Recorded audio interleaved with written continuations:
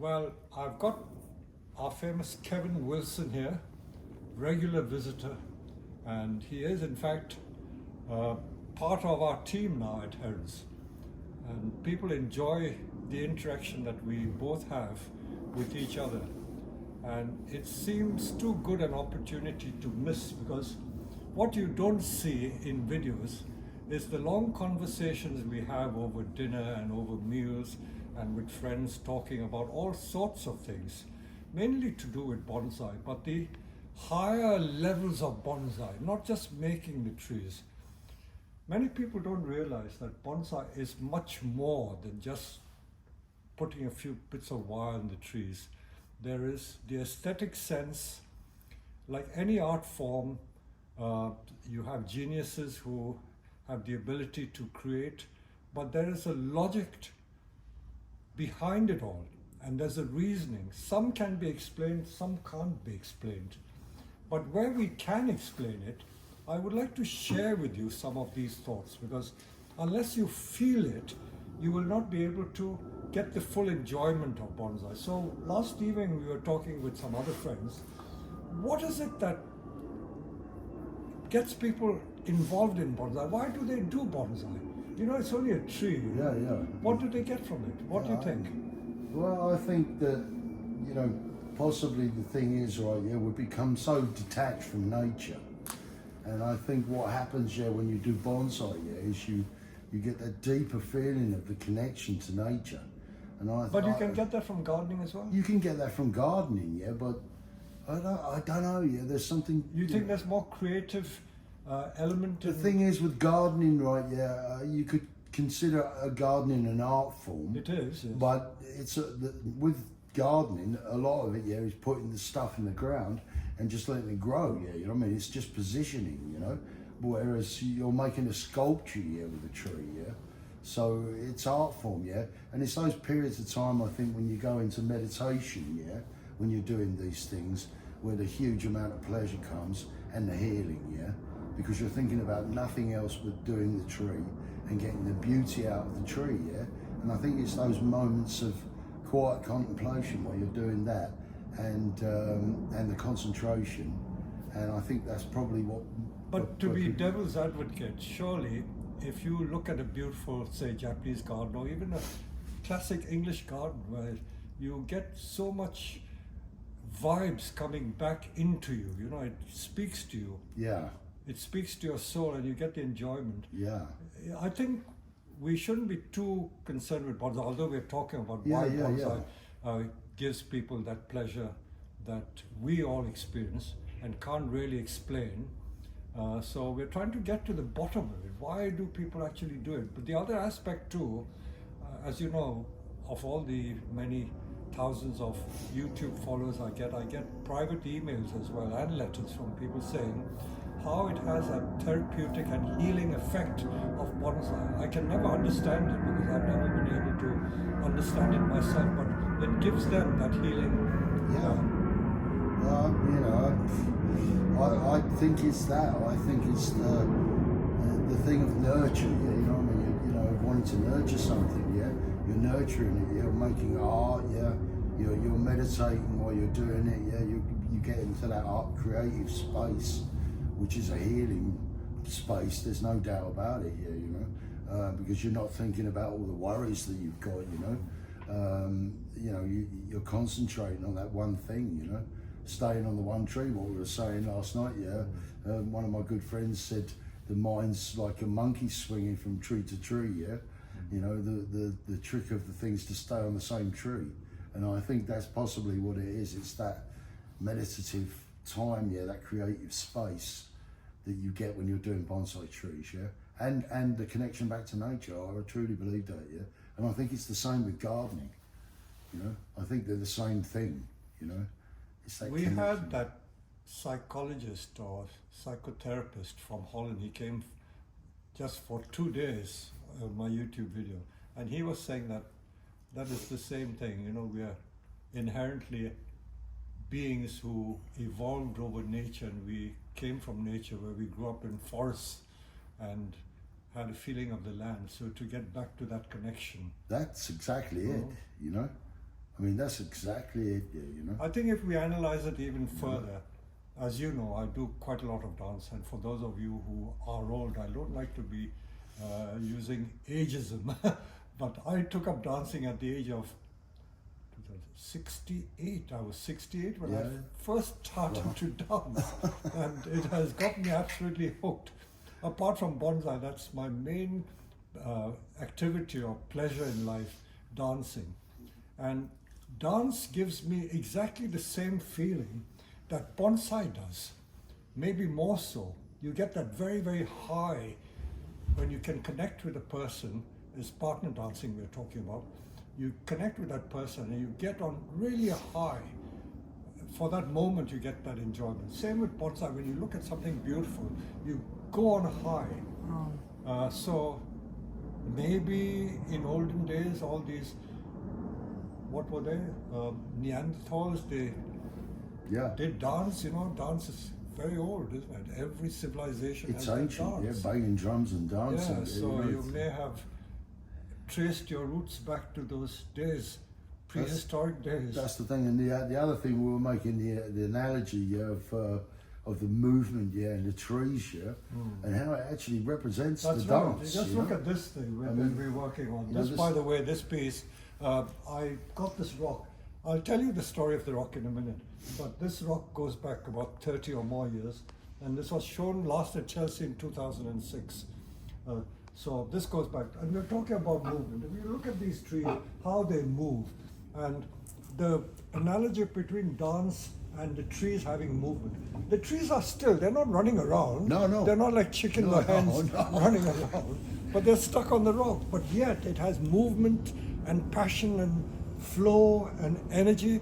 Although it is still, there is a movement there. You know, so we're creating something out of nothing, creating a movement.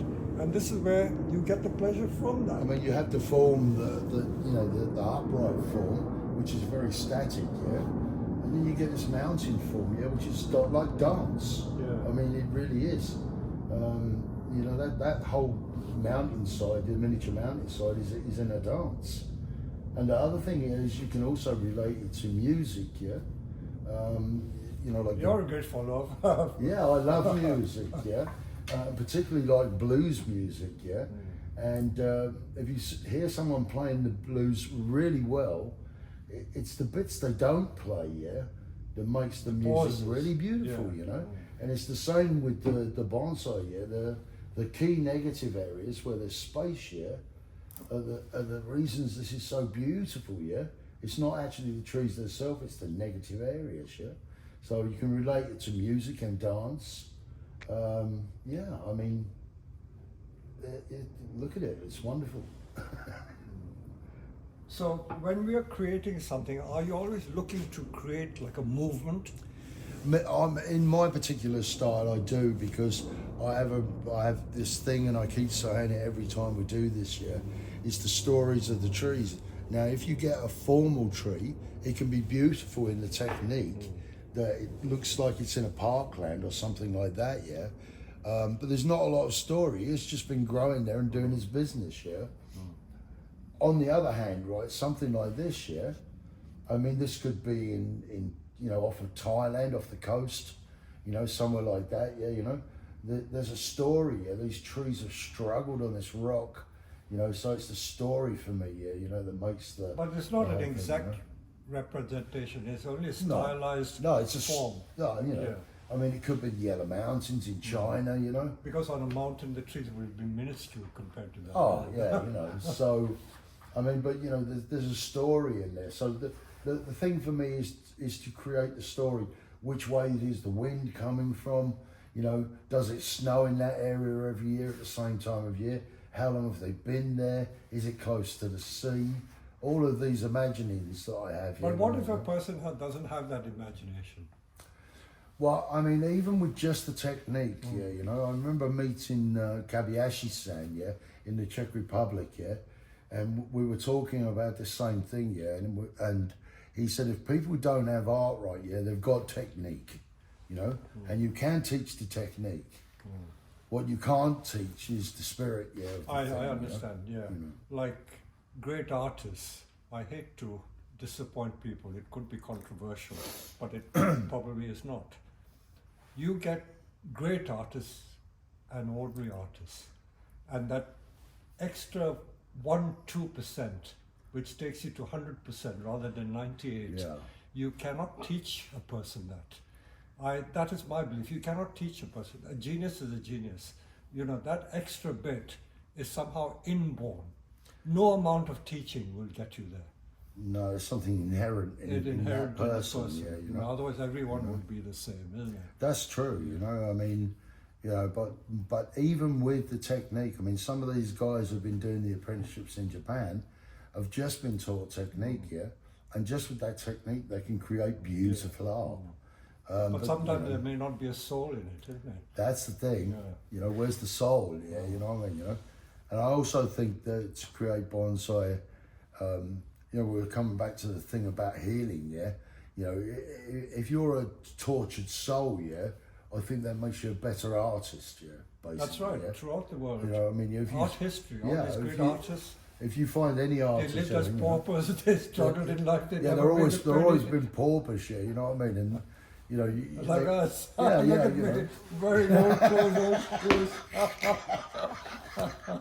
So it's just, yeah, I think you know, there's a lot to do with that. Yeah, you know what I mean. It's just being grateful for the time to be able to do it. Yeah, and you know, other people that are rich probably wouldn't bother to do it. Yeah, you know what I mean, because they've got other things to do. Yeah, you know.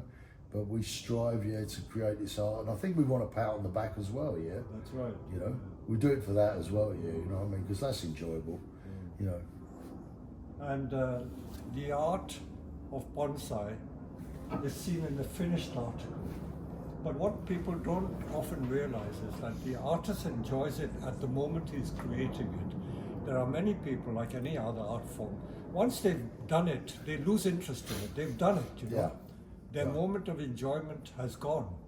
Well, that's what's happening with me, right? Moment yeah. in time, huh? You know? You created it's gone. I mean, the thing, you know, I mean, you, right, have got all these trees around you, yeah, like, you know, thousands and thousands of trees around you, yeah, you know, and that's what makes you happy, yeah.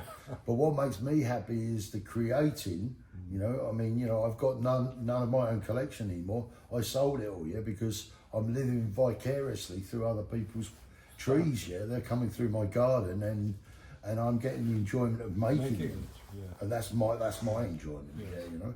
Okay. So we're different. We're really different in lots of ways, yeah. You know what I mean? But this is why But the same, in life, you know? doing things that you enjoy is so important.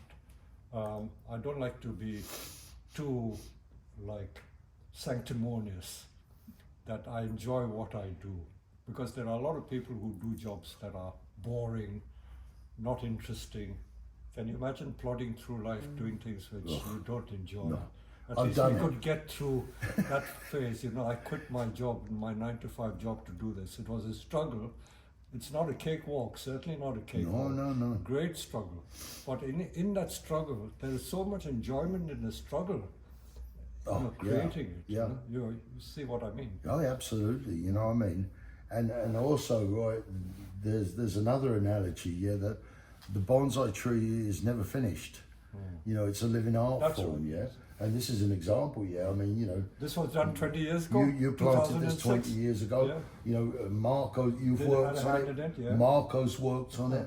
You know, And then someone's owned it for about 20 yeah, years. someone's owned it for Yeah. 20 years, and now I'm working Yeah, on we- it. You know. It's come Yeah. back to me, so So it's never finished, you know what I mean? You know, so and really bonsai, right? It's not about the destination.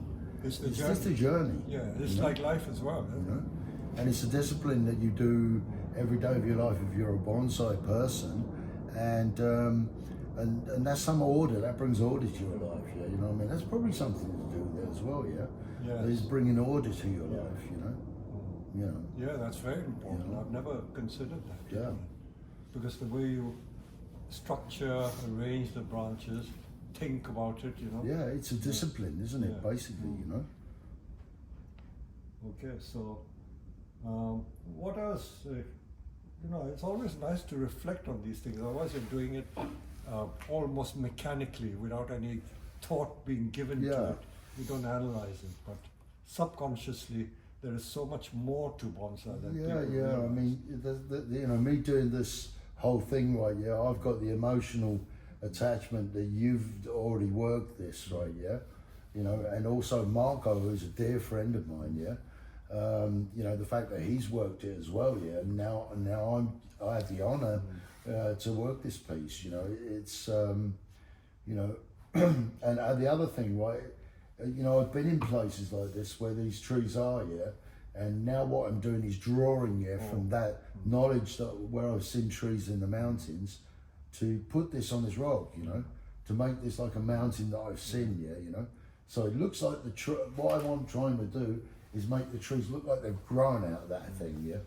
So, you know, you can see the top one, yeah, where I've done this, yeah, and that looks like it's growing out. But there, it's you know? interesting that you keep referring to images that you see in nature. I know that that should be the ideal form of inspiration that is behind all bonsai, getting your inspiration from nature. Like the ancient Chinese bonsai protagonists, they went into the mountains, they couldn't take photographs, but they either captured it on a painting or created landscapes in the form of penjing or bonsai. So that is the origin of it. So the inspiration is always from nature. But not many people think of it that way. You know, they don't think that they get the inspiration from nature. We just slavishly go through it, and that's they it. make bonsai, you know, Yeah. you know. But you know, there's a new train of thought now, yeah, where you know you've got people like Ryan Neal, yeah, in Oregon, yeah, at Bonsai Mirai, who is now taking trees, yeah, species, yeah, like you know Yamadoris like this, yeah, you know, taking them back to where they grow, yeah, and styling them in the forest, yeah, or in the mountainside, yeah, where they grow, yeah, to get inspiration. So there's what's happening now. There's that movement towards that, yeah, you know, where people become student of nature and then bring the whole thing back, yeah, to the workshop, and then reflect it back into their trees, yeah. So that's the thing that's happening as well, yeah, you know. So it's a good. I think it's, you know, I think that's fantastic. Become a student of nature, yeah. That's the best thing I can say to people, yeah. Go out there, see what you see in nature, yeah, and then bring it back and use it in the workshop. In my own experience, I was never much interested in trees until I started doing bonsai. This is going back to the 70s and 80s when I was getting really interested. I never noticed trees, but when I started making bonsai, I then noticed the trees, not the other way around. Yeah. Some people notice the trees and then they come into bonsai, but That's mine right, was yeah. the other way around. I made the bonsai and then I said, oh, look at that tree, it looks like a bonsai. Yeah, You yeah, know, yeah. nature, look at Yeah, that yeah. tree, it looks like bonsai, not the Yeah. other way around. Yeah, yeah. You know, not my bonsai looks like that tree. Yeah. You know, that tree looks like a bonsai, whereas it should be in theory. No, the I was other the way. other way around. I mean, I remember, you know, being a boy of about 10 years old, and the garden we lived in, yeah, had a really old oak tree at the bottom of it, yeah. And you know, whenever I was troubled, yeah, I climbed that tree and got in the crotch there and sat in the tree, yeah, away from everybody, yeah. You know what I mean? You know, and I'm possibly doing the same thing now at 65, yeah. You know, it's, you know, so I always loved trees, yeah. But seeing, so I mean, but also, yeah, I mean, the first time I came here and we went to that yew tree, yeah, you know. Oh, I see. Oh my God! I mean, you know, when you see things like that, yeah, you know, I mean, these things should be protected. There's no two ways about it. Yeah, you shouldn't. There's something spiritual in them old trees, yeah, you know, for sure, yeah. You know. So I hope people have got some essence and flavor of what we're trying to do, because so often we just, you know, We through life, slavishly work, don't we? That's right, At we bonsai, yeah. miss the whole point of the Yeah, exercise. and never explain it to people in that way. Yeah, you know, they just think it's a hobby. Yeah, that Or you it's a do, race, you know, the competition. Yeah, but it's a lot more than Yeah, that. it's much more Yeah. than that. You know, and the funny thing was when we did the show, yeah, and you said, you know, someone asked the question, yeah, would you, you know, if you had the choice again, yeah, would you do it all over again? And every one of the exhibitors said yes, yeah, on cue, yeah. Every single one of them. It was the most amazing moment, yeah. Have we got any film of that, of the Q&A? Which one? You mean When Telford? we did the show here. There is some of it. Because someone filmed it, huh? Oh, I think so. That's funny, because everyone in unison said yes, they'd do it again, yeah. You know. Yeah, incredible, yeah. But Okay, so this is hopefully the first of many conversations. Whenever we come across interesting people and we can get together, we will record these. So let's hope our viewers enjoy some of the philosophical and emotional aspects of bonsai, because it's much more than just putting a few wires on trees. It's much more than that. It reaches into your soul and it gets into your psyche. So much more. absolutely, yeah. Okay, so thank you. See you, folks.